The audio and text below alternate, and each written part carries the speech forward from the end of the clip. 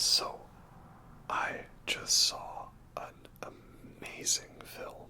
I hadn't seen this one before, and it's this one called Beyond the Black Rainbow. So, hey, why not have a Black Russian to enjoy talking about such a great film?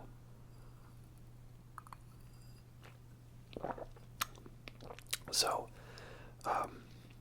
this movie is not necessarily a horror film, but it has some elements of the genre in it. It's also quite the science fiction film, with this retro style to it. So, I found out about this film, Beyond the Black Rainbow, from a list of films that were rated as the most psychedelic type films, or the most visually striking, or beautifully shot films. And I saw a screenshot from the film and I thought, oh, that kind of looks interesting. And I watched the trailer for it, and that really got my attention, because the soundtrack in the trailer, which is thankfully all used in the film, such a great soundtrack, man. It's this retro synth style of sorts, and it's like they took classic synthwave but made it from the 70s, and some of it seems like early Pink Floyd, a whole great amount of soundtrack in this film, and it's great. So I would recommend, if you're interested, to go watch the trailer for this film. And if that catches your attention, then you should go watch the film, because I would like to just talk all about it and spoil the hell out of it. So, you guys, if you haven't seen it, should definitely go check it out. If I had seen this film earlier, I would have put it on my quarantine list of films, because it's very slow. It's not a lengthy film, but it feels that way because of the slow pacing. And it's got this acid DMT trip feel to it. Everything is just very drawn out and methodically paced. As we know, I love slow movies that are boring and have pretty visuals and good soundtracks, and are sci-fi films. That's just my style. So obviously this film, Beyond the Black Rainbow, was right up my alley, thankfully. So if that doesn't sound like it would appeal to you, perhaps you should avoid this one. And like I said, don't go in expecting a straight up horror movie or something like that. There's, again, elements to that, and it does get a little graphic in some parts, but I wouldn't say it's it's a horror movie. It's got layers to it, like an onion. So check it out, though, if that sounds like it would appeal to you, because it's meant to be a film that you kind of zone out to. In fact, I actually nearly fell asleep multiple times, but I would say that's a compliment in this movie's case, because the objective is to lull you into this trance-like state and zone out. So let's get into the details. Again, I'd like to give a spoiler warning just in case, because y'all should go check this movie out. I'm really glad I did, because I was just totally blown away by this film. So, this film was directed by, I hope I'm saying this name properly, Panos Cosmatos. I am gonna quickly check the wiki for information.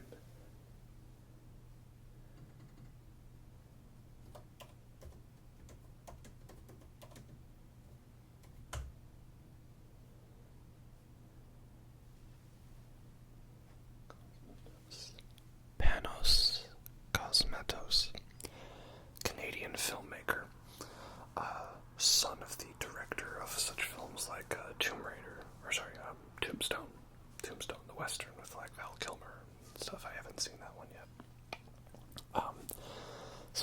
filmmaker. Obviously, I appreciate that. And he then is also the director of Mandy, which was like a more recent film with Nicolas Cage. And I really want to watch that one. I haven't seen it yet. Because that seems to have this similar style to it, where it's like, it's bloody and it's violent, but it's slow and it's all acid trip and stuff's just really, tripping you out. So, I'd really like to watch that one too. Might do a video on it. I don't know if it qualifies as a horror movie, but I know it's pretty violent. So that's one I really need to watch, so don't spoil that one for me, please. So this one, Beyond the Black Rainbow, is his first film.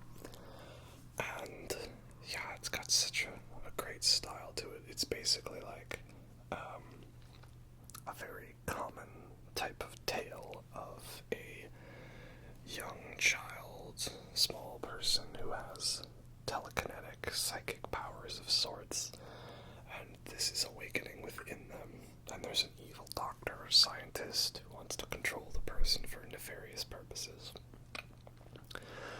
The way this works, though, is this evil doctor guy, I think the actor's name is Michael Rogers or something like that, but he was great in this movie.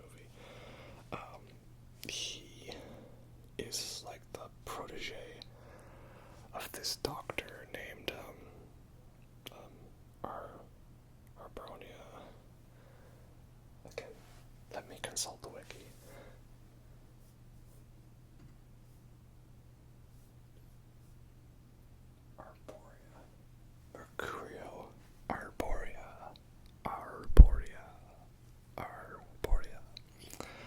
And he was this guy trying to invent this, like a transcendental meditation thing, but like not the cool David Lynch kind, like, the one where you just take huge amounts of DMT to fix things, right?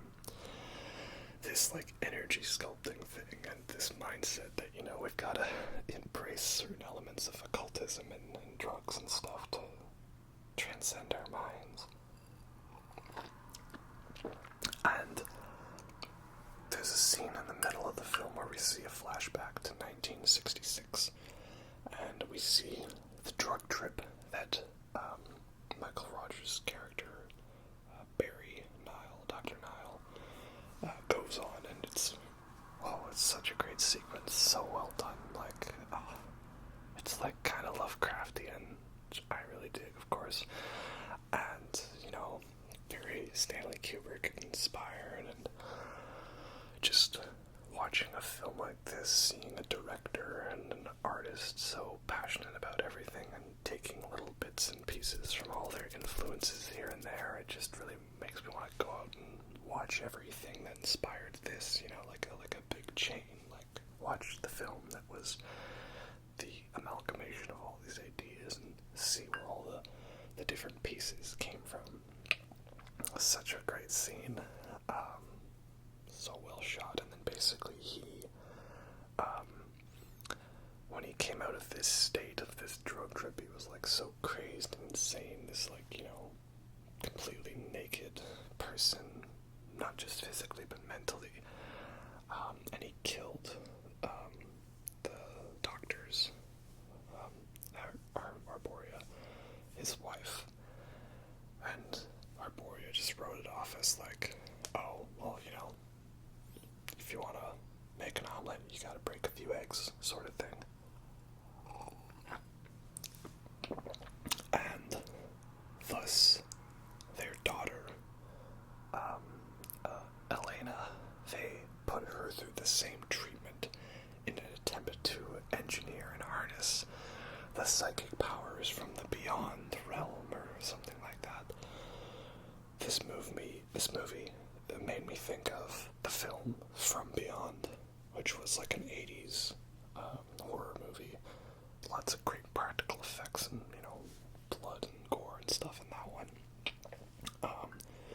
And that one is very loosely adapted from the H.P. Lovecraft short story of the same name, From Beyond.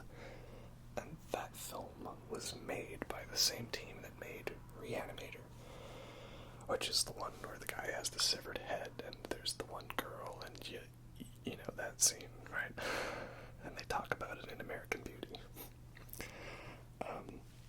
So it gave me a kind of vibe to that, because there's a scientist or a doctor, and he goes crazy, experiencing visions from this realm beyond what's humanly possible, and then he, loses all his hair, and he gets weird eyes, and there's third eye stuff, and pineal glands, and all that type of stuff. It's great, yeah, I love it. And there's these, they're not like robots, but there's these guys in these weird looking spacesuits called sentionauts or something. I'm not sure how you pronounce it. I think it's meant to be like a combination of sentinel and astronaut. So like a sentionaut or something like that. But yeah, I love the design of the suits for there. It's just very sleek and very clean looking, and the soundtrack that plays, it's in the trailer. So if you saw the trailer, you heard the music. When one of these ones first shows up, it's just such a vibe, it's real great.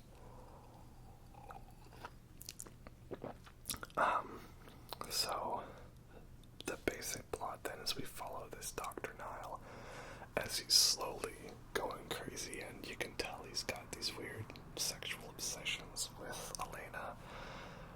This one doctor, this other nurse, she finds his drawings, and it's all crazy, altered states, Hellraiser looking type stuff, just lovely.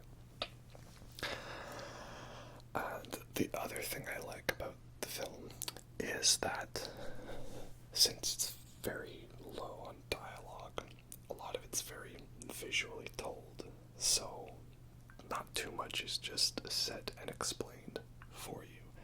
You have to watch and make your own deductions and conclusions about the film. So one bit, for example, it's all very straightforward stuff, but a lesser film would, have it explained for you and just simply said, when a more competent film like this knows that all it has to do is juxtapose two images, and the gestalt principle of the whole being greater than the sum of its parts. The new picture created will allow the image to form in your mind. So, for example, when Elena kills the nurse for taking the photo, we see there's been this view of a crystal pyramid-type object throughout the film, and we see Dr. Nile turn down this dial, and the pyramid dies down, and then Elena uses her powers to kill the nurse. And then we see him turn up the dial, the pyramid glows to life, and Elena starts convulsing and falls over. So from that we deduce that somehow this crystal has the power to neutralize her telepathic abilities of sorts. Side note, I like that Elena is a similar sounding name to Alma. And then this just made me think of Fear, the first-person shooter from 2005, 2006. I played that back on the PS3. Man, that game was so fun. It was a perfect combination of the whole the Japanese horror of the spooky girl with the long hair, but then there was kind of that shining horror of creepy girls standing at the end of hallways, and also it was just a kick-ass first-person shooter, and the AI in that game was so good, and there was just this fierce combat shotgun, and you just... Oh, I'm ranting about something else now, but if you played Fear, basically, you know what I mean. If you played Fear, you understand how thinking about Fear makes you think, oh, fuck yeah, man, Fear, great game.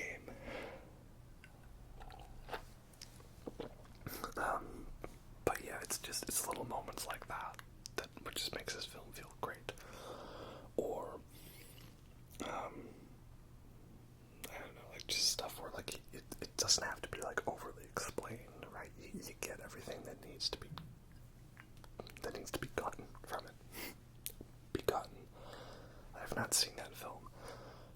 it's really messed up, but apparently that was a big influence on, like, the drug trip scene in this movie. So perhaps I might need to watch that one. A lot of films I need to watch.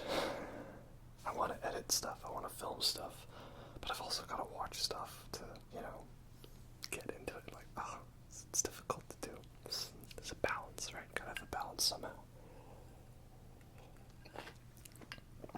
Again, I'm hoping that by focusing on one film per video, that the lengths will be of a more easily editable length or concept. But yeah, I mean, most of my stuff I have to say about this film is gushing about how gorgeous it looks and just how it feels. It's just, I love a film with a good atmosphere, with a good universe, and a great soundtrack and a good style. It just makes you feel really pulled into the world, it just feels like, oh, wow. And, that's what this film did, and it's kind of crazy to think that this came out like 10 years ago, like, it's been there. It exists in this world. It's been there for 10 years, and it was only until tonight that I found out about it and watched it, and now I'm gonna know about it for the rest of my life. And I'm gonna corner people in the streets and be like, you there, good sir, you must watch this film. So, yeah, man, it's great, isn't it such a great feeling when you get really excited to watch a film, just to sit down, focus on the characters and the story and the world, and get yourself immersed in it, and you have a great experience, a nice memorable one. And every time you go back to thinking about this, you're gonna remember all the positive experiences you had of that excitement and entertainment of the first watch. So, I think it's always great to be very, pleasantly surprised by a film like that. And that's definitely what this one gave for me.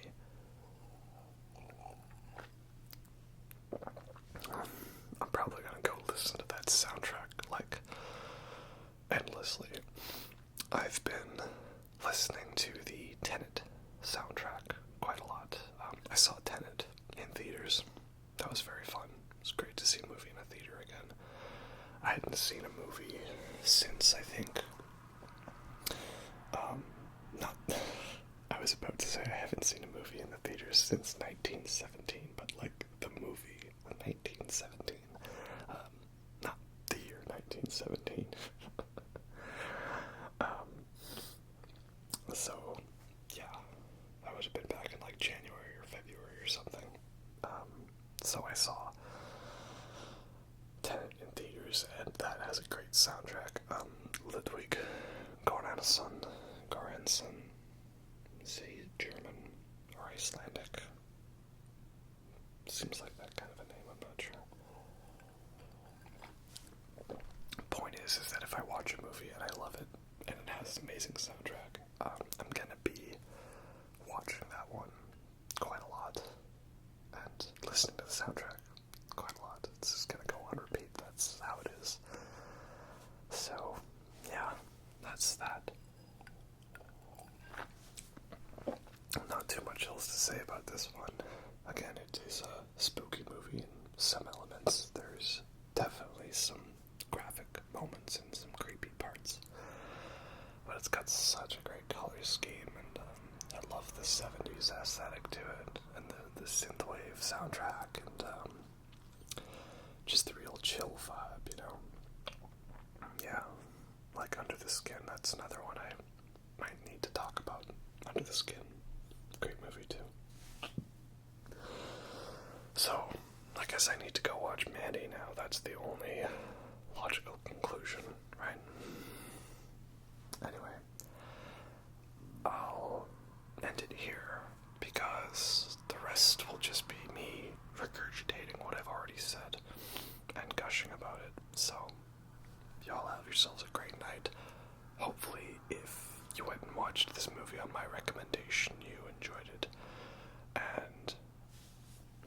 you liked the more darker lighting. It seemed appropriate given the topic of the film and the spookiness factor, but you know, we'll see how I feel about that next time. Anyway, y'all have yourselves a good night, and if there was ever a movie like this where you just watched it and were just like, oh, yes, then let me know. I would love to be pleasantly surprised again. Anyway, y'all have yourselves a good night.